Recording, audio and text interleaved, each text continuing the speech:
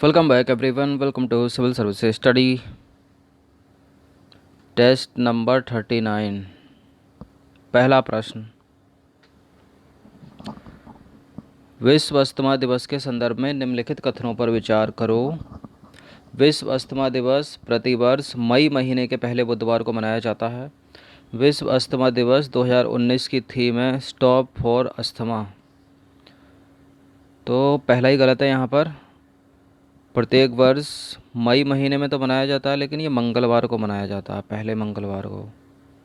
इस बार जो 7 मई को मनाया गया था ये, और थीम इसकी सही है स्टॉप फॉर अस्थमा। तो पहला गलत हो गया, दूसरा सही हो गया। इसका आंसर हो जाएगा केवल 2 बी हो जाएगा। तो देखिए, विश्व अस्थमा दिवस प्रतिवर्ष मई महीने के पहले मंगलवार को मनाया जाता है पूरे विश्व भर में। इस वर्ष 7 मई को इस दिवस का आयोजन किया गया। 1998 में पहली बार ग्लोबल इनिशिएटिव फॉर अस्थमा ने इसका आयोजन बार्सिलोना में किया था, जहां पर प्रथम विश्व अस्थमा को लेकर बैठक हुई थी। देखिए, विश्व अस्थमा दिवस 2019 की जो थीम है स्टॉप फॉर अस्थमा रखी गई है। भारत में इससे प्रभावित लोगों की संख्या 15 से 20 मिलियन तक पहुंच गई है, जो बहुत ज़्यादा है। दूसरा प्रश्न है, चुनाव आयोग पर्यवेक्षकों के संदर्भ में निम्नलिखित कथनों पर विचार कीजिए। इसकी नियुक्ति जन प्रतिनिधित्व अधिनियम 1951 की धारा 20B के तहत की जाती है। नियुक्ति से लेकर चुनाव प्रक्रिया पूर्ण होने तक ये निर्वाचन आयोग के प्रतिनिधि के रूप में कार्य करते हैं। तो देखा जाए तो दोनों के दोनों प्रश्न यहाँ पर करेक्ट हैं। इसका आंसर हो जाएगा सी। तो चुनाव आयोग पर्यवेक्षकों की नियुक्ति जन प्रतिनिधित्व अधिनियम 1951 की धारा 20B के तहत की जाती है, और नियुक्ति से लेकर चुनाव प्रक्रिया पूर्ण होने तक ये निर्वाचन आयोग के प्रतिनिधि के रूप में कार्य करते हैं। तीसरा प्रश्न है, यह एक राष्ट्रीय उद्यान और वन्यजीव अभयारण्य भी है। यह कौन? इनमें से किसी एक की बात हो रही है। इनमें से मानस, सरिस्का, सुंदरबन और कंचनजंगा। कंचनजंगा सिक्किम में, सुंदरबन वेस्ट बंगाल में, सरिस्का राजस्थान, मानस सभी को पता होगा कहाँ पर है, असम में। तो यह एक राष्ट्रीय उद्यान है, मतलब नेशनल पार्क है, और बायोस्फीयर रिजर्व भी है, वन्यजीव अभयारण्य। यह यूनेस्को के विश्व विरासत स्थल में शामिल है। प्राकृतिक में दो होते हैं ना, प्राकृतिक और नेचुरल, प्राकृतिक और कल्चरल। इसे प्रोजेक्ट टाइगर, हाथी रिजर्व और बायोस्फीयर रिजर्व के रूप में वर्गीकृत किया गया है। यह असम में हिमालय की तलछटी में स्थित है। यह भूटान में रायल मानस नेशनल पार्क के साथ सन्निहित है। तो ये असम में, यहीं से कट जाएगा, यहीं से आंसर मिल जाएगा पूरा, बाकी एलिमिनेट हो जाएंगे सारे, क्योंकि सरिस्का राजस्थान में, सुंदरबन वेस्ट बंगाल में और कंचनजंगा सिक्किम में। कंचनजंगा नेशनल पार्क एक ऐसा नेशनल पार्क है जिसको यूनेस्को के विश्व विरासत सूची में प्राकृतिक और सांस्कृतिक दोनों में रखा गया है। इंडिया का पहला है ये। तो देखिए, अद्वितीय जैव विविधता और परिदृश्य से भरा मानस नेशनल पार्क असम राज्य में भूटान हिमालय की तलछटी में स्थित है।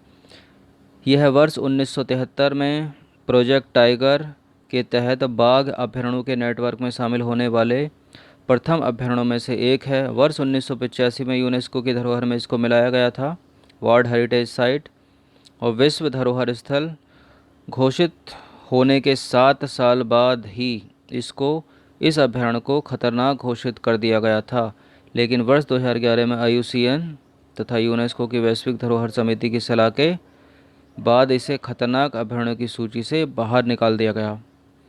अब 1989 में बायोस्फीयर रिजर्व तथा वर्ष 1990 में नेशनल पार्क का भी दर्जा इसको मिल गया। इम्पोर्टेंट है, बहुत पूछा जाता है, सभी एग्जाम का फेवरेट। मानस नेशनल पार्क असम। निम्नलिखित में से किस संगठन द्वारा वैश्विक क्षमता प्रतिस्पर्धा सूचकांक 2019 जारी किया गया है? किस संगठन द्वारा वैश्विक क्षमता प्रतिस्पर्धा सूचकांक, तो वैश्विक प्रतिस्पर्धा सूचकांक 2019 जारी किया है इनसिड बिजनेस स्कूल द्वारा टाटा कम्युनिकेशन और एडिको समूह के सहयोग से। तो देखिए, वैश्विक क्षमता प्रतिस्पर्धा सूचकांक 2019 टाटा कम्युनिकेशन और एडिको समूह के सहयोग से इनसिड बिजनेस स्कूल द्वारा जारी किया गया है। भारत को इस सूचकांक में 80वीं रैंक मिली है, और इसके अंतर्गत वैश्विक स्तर पर देशों के प्रतिभाओं की प्रतिस्पर्धा क्षमता को मापा जाता है। इस सूचकांक की थीम क्या है? इस सूचकांक की थीम है उद्यमी प्रतिभा और वैश्विक प्रतिस्पर्धा। मतलब उद्यमी प्रतिभा रखेंगे और वैश्विक विश्व स्तर पर प्रतिस्पर्धा करेंगे।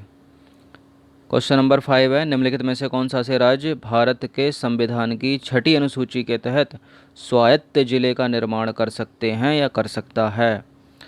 तो देखिए, इसमें है असम है, मेघालय है, त्रिपुरा है, मिज़ोरम है, ये है। नागालैंड इसमें नहीं है, तो नागालैंड नहीं है तो कर दो एलिमिनेट। ये भी नहीं हो सकता, ये भी नहीं हो सकता, सॉरी।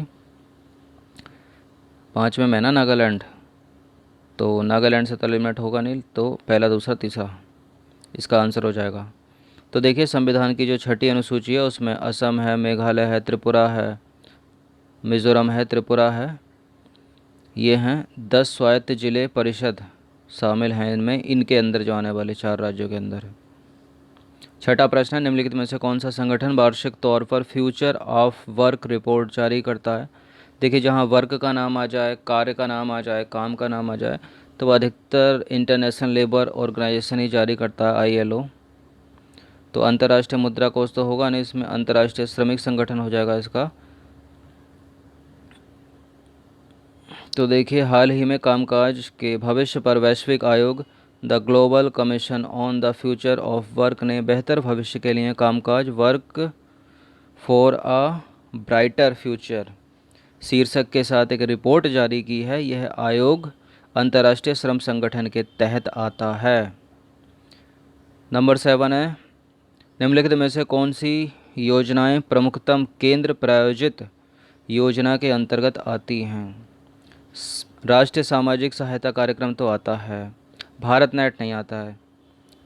महात्मा गांधी राष्ट्रीय ग्रामीण रोजगार गारंटी सभी को पता होगा, केंद्र प्रायोजित योजना है। अनुसूचित जाति के विकास के लिए समग्र योजना, अनुसूचित जनजाति के विकास के लिए कार्यक्रम, अल्पसंख्यकों के लिए, ये सब केंद्र द्वारा प्रायोजित योजना है। नमामि गंगे नहीं है, नमामि गंगे तो बहुत सारे केंद्र भी है इसमें, राज्य भी है, प्राइवेट सेक्टर भी लगे हुए हैं।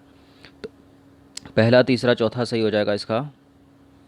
तो पहला, तीसरा, चौथा किस में? सी में है। तो देखिए, केंद्र प्रायोजित योजनाओं के अंतर्गत 6 प्रमुखतम योजनाएं आती हैं। राष्ट्रीय सामाजिक सहायता कार्यक्रम, महात्मा गांधी राष्ट्रीय ग्रामीण रोजगार गारंटी कार्यक्रम, अनुसूचित जाति के विकास के लिए समग्र योजना, अनुसूचित जनजाति के विकास के लिए समग्र कार्यक्रम, अल्पसंख्यकों के विकास के लिए समग्र कार्यक्रम और अन्य अल्पसंख्यक समूह के विकास के लिए समग्र कार्यक्रम। क्वेश्चन नंबर 8 है भाई, हड़प्पा सभ्यता का विस्तार निम्नलिखित में से किन देशों तक था?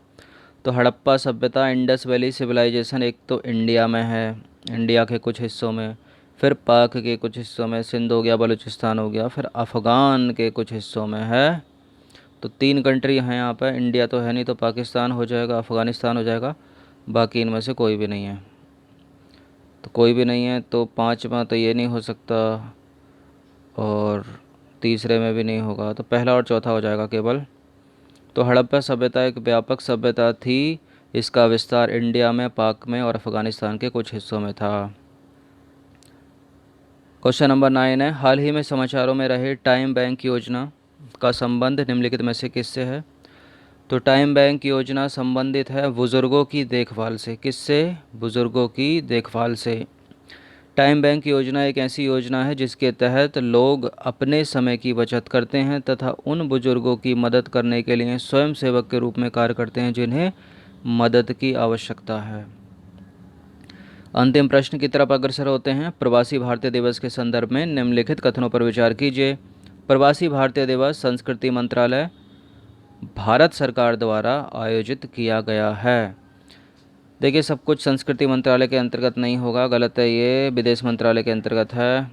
प्रवासी भारतीय दिवस उस दिन मनाया जाता है जब 1912 में जवाहरलाल नेहरू इंग्लैंड से भारत लौटे थे।